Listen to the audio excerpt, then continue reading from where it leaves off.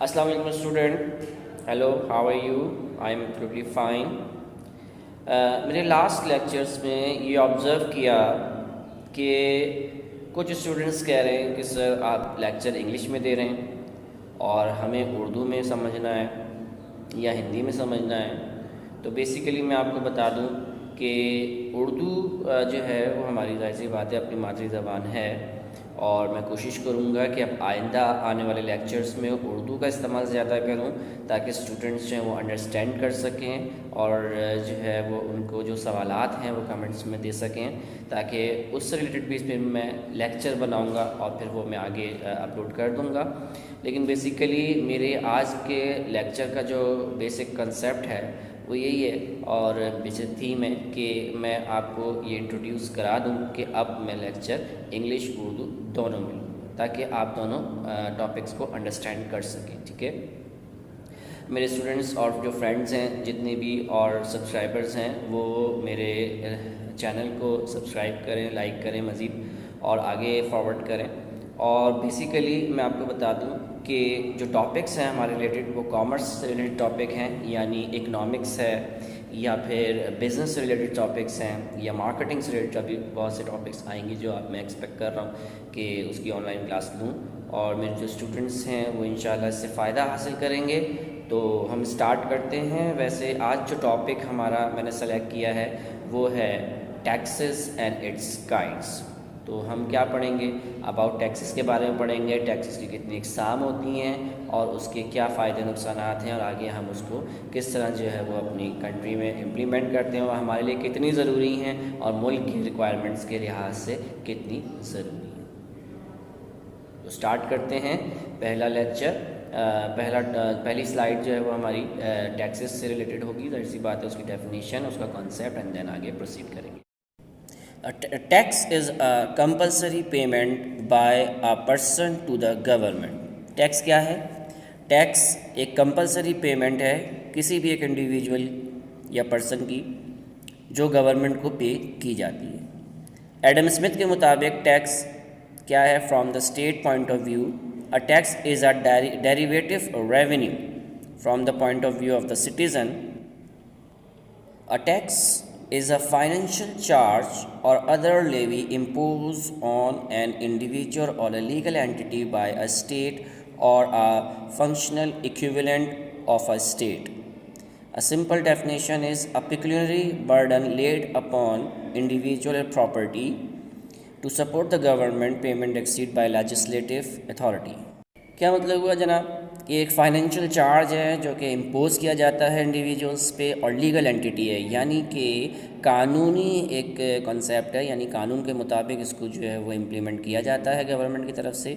और taxes could not be impose by सब nationals, किसी नेशनल के अंडर में जो काम लोग हैं उनके ऊपर नहीं अप्लाई, बल्कि जो अर्न कर रहे हैं या जो लोग जो है वो बिज़नेस कर रहे हैं उनके ऊपर टैक्स जो है वो अब लागू होता है। और बता रहे हैं कि ये एक ऐसी पेमेंट है जो लेजिस्लेटिव अथॉरिटी यानी कानून के मुताबिक जो है वो इम्प्लीमेंट की जाती है। और इसके अलावा वॉलंटरी पेमेंट है, वॉलंटरी पेमेंट और डोनेशन नहीं है ये। ठीक है, तो इसके बाद एक और प्रॉपर डेफिनेशन आ रही है वो हम स्टडी कर लेते हैं।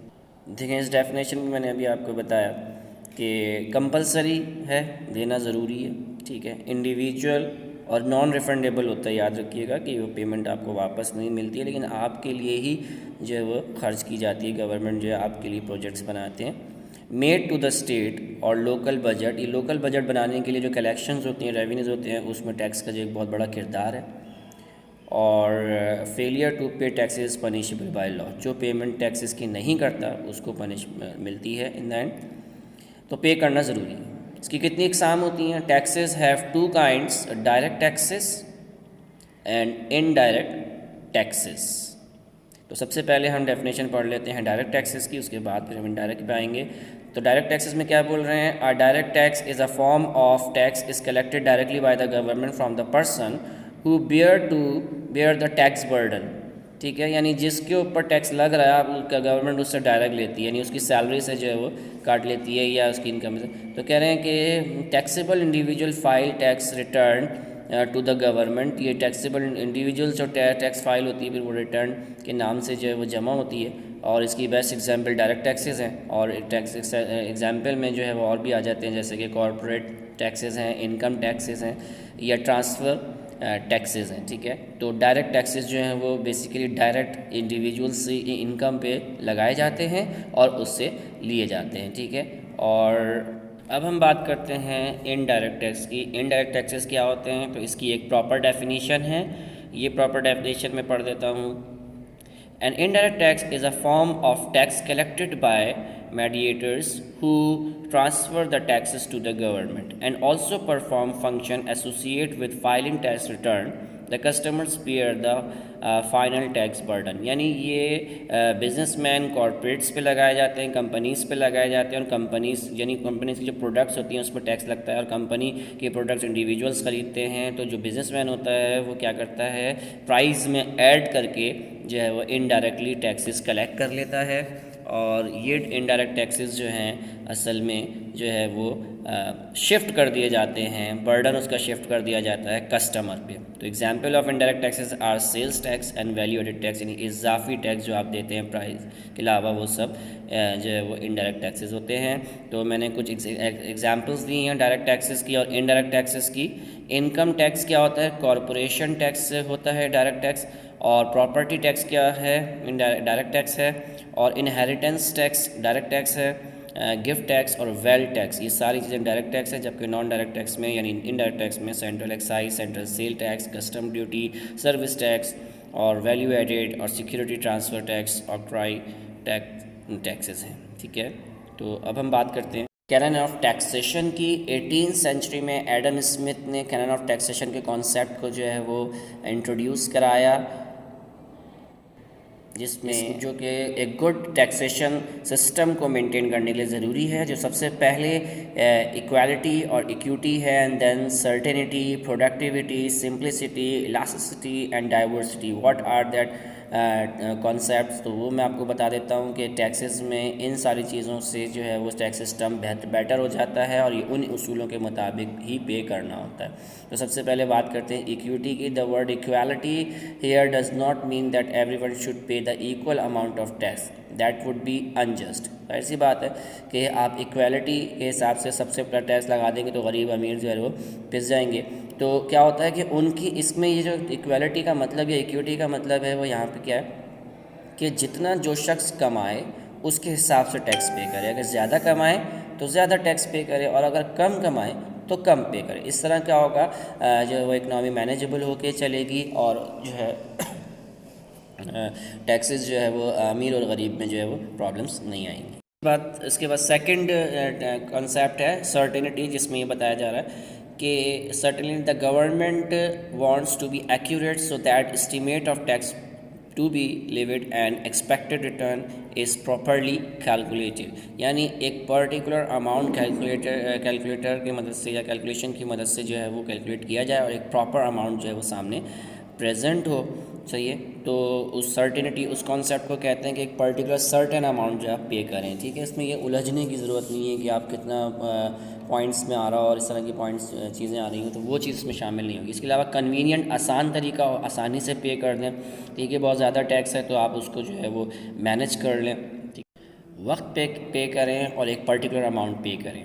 ठीक है, और कन्वीनियंट जो है इसमें ये बता रहे हैं कि एक आप आसानी से पे कर सकें, यानी इतना टैक्स आप पर लगाया जाए एक कंज्यूमर पर या फिर कस्टमर पर कि जो, या फिर किसी इंडिविजुअल पर, कि वो आसानी से पे करे, उसको बर्डन ना लगे। ठीक है, तो purchase they would not have to pay the tax. ठीक है, और उसके अलावा इकोनॉमिकल नेक्स्ट पॉइंट है, यानी टैक्स प्रोडक्टिव हो। नेक्स्ट पॉइंट प्रोडक्टिव है। प्रोडक्टिव में ये बता रहे हैं कि जो टैक्स है वो काम भी आए ना, आगे मज़ीद उसको इम्प्लीमेंट किया जा सके, ऐसा ना हो कि उसको ले इतना कम हो कि वो काम में ही नहीं आ रहा।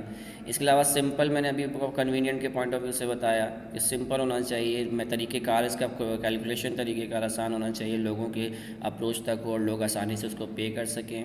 इलास्टिसिटी में ये बताया गया है कि जब आप यानी साल में किसी वक्त भी आप जमा करा सकते हैं, साल होने से पहले जमा करा दें तो बेहतर है, और पूरे साल के अंदर किसी वक्त भी जब आपके पास अमाउंट हो, इतना टैक्स आपके पास जो लग रहा हो आप पे कर दें। सही है, और उसमें डाइवर्सिटी हो, यानी डिफरेंट तरीक़ों से जो वो टैक्स लगाया जाए ताकि जो है वो लोगों पे बर्डन ना आए, कम्युनिटी शेयर करे बर्डन। जैसे कि आपने कोई प्रोडक्ट पे टैक्स लगा दिया, या फिर आपने जो है वो इनकम पे टैक्स लगा दिया, या आपने कोई जो है वो सर्विस पे टैक्स लगा, इस तरह थोड़ा थोड़ा करके आप जो है वो कलेक्ट करें। ऐसा ना हो कि एक साथ लगा दें एक बंदे पर और वो उसके लिए प्रॉब्लम, कि जिसको ख़रीदना होगा वो ख़रीदेगा और वो फिर टैक्स पे करेगा। ठीक है, तो यहाँ तक हमारा लेक्चर था और मुझे उम्मीद है कि ये लेक्चर आपको क्लियर हुआ होगा इंशाल्लाह। और इस तरह उर्दू इंग्लिश दोनों में मैं जो है वो लेक्चर दूंगा। इसको फॉलो कीजिए, लाइक कीजिए, सब्सक्राइब कीजिए।